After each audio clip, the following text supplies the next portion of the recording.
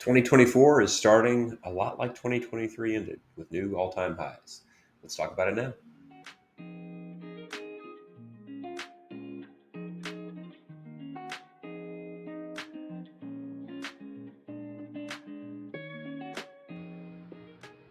Hi, this is Eric Blattner with Divvy Wealth Management, and thanks for watching.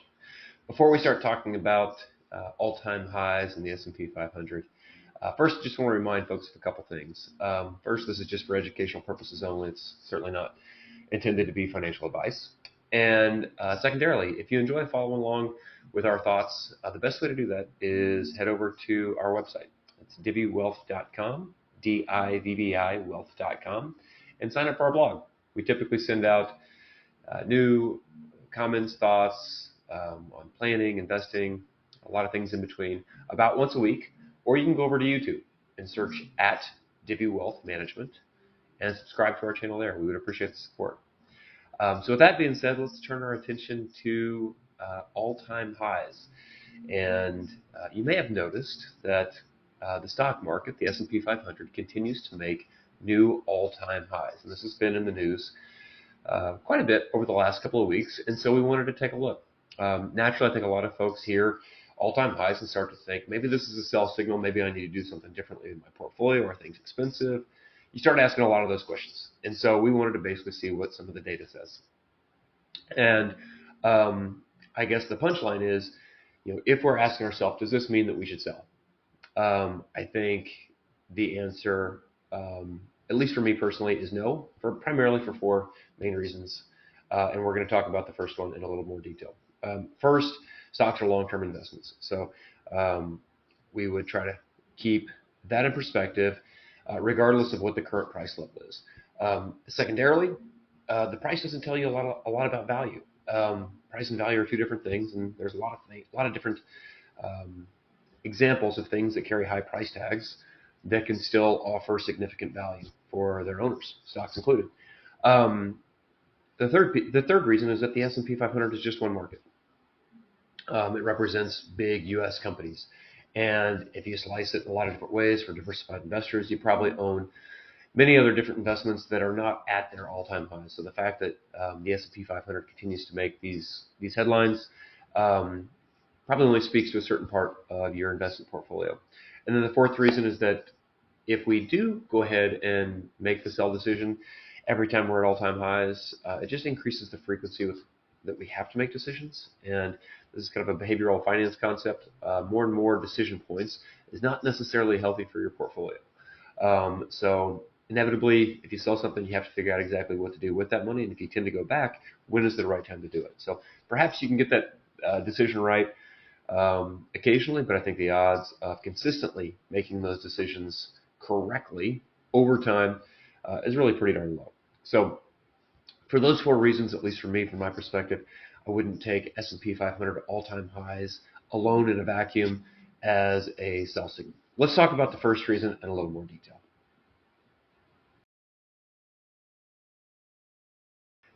We mentioned that we think stocks are long-term investments. And in order to put a little bit of data around this concept, we wanted to do a quick case study.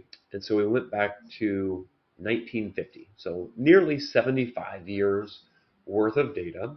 We looked at all the different closing prices for the S&P 500 during that length of time. And we wanted to basically isolate all those all-time highs and just understand, how did the stock market perform from each of those individual starting points. And so we've got a series of 5 images here that we're going to scroll through and walk through pretty quickly. If you want to refocus on these, down in the description, there is a link over to our blog, and you can see the charts at your own speed. But the first chart here is the price chart for the S&P 500. And the first thing that you should notice is that the trend is pretty darn good for long-term patient investors. So sure, you'll see some periods there where markets are pretty good, and then you'll see some periods where markets are flat. But by and large, the trend has been largely positive for the last 75 years. The second chart here is exactly the same, but now we include some orange dots. And those orange dots represent all-time highs. And when I say all-time highs, I didn't go all the way back to the inception of the S&P 500. We basically cut it off at the beginning of 1950. So if there were periods before that when the S&P may have been a little bit higher, it's not included in this data, just so you know. So the orange dots here are all-time highs, and then this third chart overlays returns, specifically 10-year returns from each of those individual orange dots. And so it's going to be hard to pinpoint exactly what the returns are, but I think the punchline for me is that there's a lot of really tall bars, which means positive returns for the S&P 500 from those individual starting points. I think what you should also notice is there have been a few periods when stocks lost money, when the S&P 500 actually fell over the subsequent 10-year period. So I guess that's a reminder that no one's guaranteed a certain return from stocks, even if you expect to hold it for 10 years. Yeah, the odds are certainly on your side, or at least historically have been on your side when you extend the holding period and think of stocks as long-term investments. But there have been periods, long periods, when investors have struggled. And so I think it's just a helpful reminder that no one is owed or is entitled to double-digit returns over 10-year periods. Now this fourth chart is the exact same image, S&P 500, but we have now swapped out 20-year returns for the 10-year returns. And when we zoom out even further and you buy the stock market at these all-time highs and you hold it for 20 years, the worst that you've ever done is about 70% positive. You've made about 70% on your money. And I should have said earlier, this is all before we count. We account for dividends. We consider dividends, and dividends can make up a very significant percentage of your overall returns over long periods of time. So this is just looking at the beginning price and starting price for each of those individual time periods. So the worst anyone's ever done is 70%, about 70% when holding for 20 years. So hopefully that's something in the plus column for stocks for the long run, that concept at least. And then the final image here that we want to touch on is some summary data. I'm going to pause here for just a second and let you kind of take a look through that and then highlight a couple things that I think are important.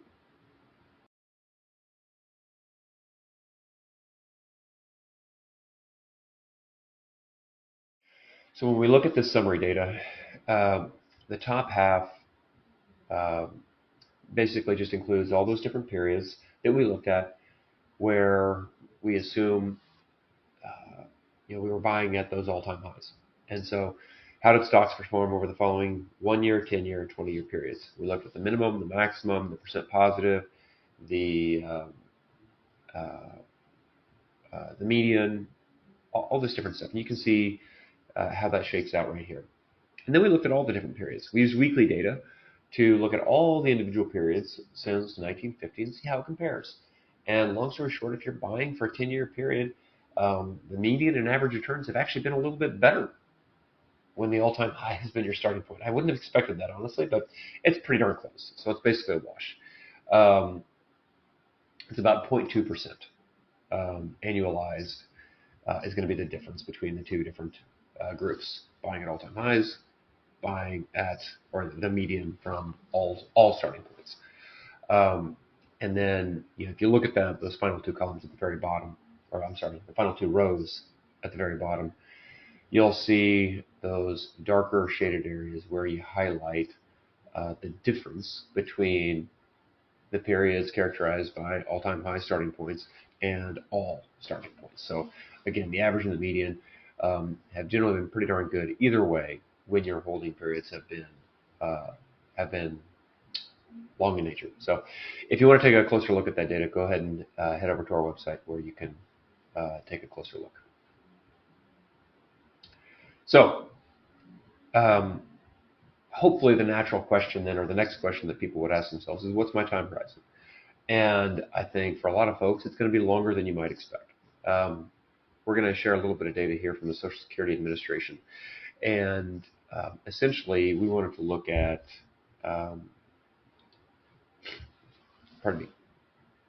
We'll include a link to this as well. A 40-year-old male and female, how long should they expect to live on average? And according to the actuarial tables on the Social Security Administration's website, a 40-year-old man should expect to live on average another 37 years. A woman should expect to live on average another 41 years. That's certainly long term. And I don't think there are many 40-year-olds out there who would argue at that point that think that their investment horizon is short-term in nature, unless they have a very specific goal that they're saving or that they're working towards in the near future, which can certainly be the case. But by and large, the lifespan is long-term. How about somebody that's 60 years old? Once we're at 60, the average life expectancy for a man is still another 20 years. And a woman should expect to live on average about 24 years. Now, all other things being equal, those are still long time horizons. And folks that are entering retirement or thinking about approaching retirement, um, I think this is an argument for the inclusion of stocks or other long-term investment vehicles as part of that portfolio. And there's a couple of reasons for that. The biggest is that um, many folks want to protect their wealth. I mean, it's generally about growth and protection. And so stocks have been a great way to grow wealth over time. Investing in really good businesses, owning them for a long period of time has historically worked really, really well. I have no reason to believe that should change. Protection is a little bit different, and I don't think people think about it through this lens as frequently, but it's certainly not an uncommon thought or an original thought. But what I mean by owning stocks for protection, it's protection from uh, uh, purchasing power, basically degrading purchasing power. So we learned in 2022, or we kind of relearned the impact inflation can have. And we still see that in the things that we buy every day. Prices are considerably higher than where they were in 2020 and 2021. And so the best way to, or one of the best ways historically to protect our wealth from eroding through the lens of purchasing power is by owning stocks, other assets that can keep pace with inflation, outgrow inflation, and actually improve our purchasing power over time. So as other parts of the portfolio continue to get maybe a little bit more conservative over time, having some balance there with stocks, something that can help keep pace with inflation, should be beneficial over long periods of time. So to summarize, um, if time is on your side, we think all-time highs should probably not, in and of themselves, dissuade you from owning good, high-quality companies. Don't assume high prices imply poor value. Instead, reconsider or revisit the investments you own. Reconsider the risks that are inherent in your portfolio. Are those risks aligned with your goals? Hopefully, the answer is still yes. If it is, you should still feel pretty comfortable, I think. Um, and go back and revisit your investment strategy. If you don't have one, take the time to write it down and um, put on paper what you want your money to accomplish. It can help eliminate emotion in times like this, when news or headlines might make you more compelled to want to make emotional decisions with your money. So, with that being said, if there's anything we can do to help you, by all means, please reach out to the Divvy team. There's a link down in the description on how to contact us. But thanks again for watching. Hope you have a great day.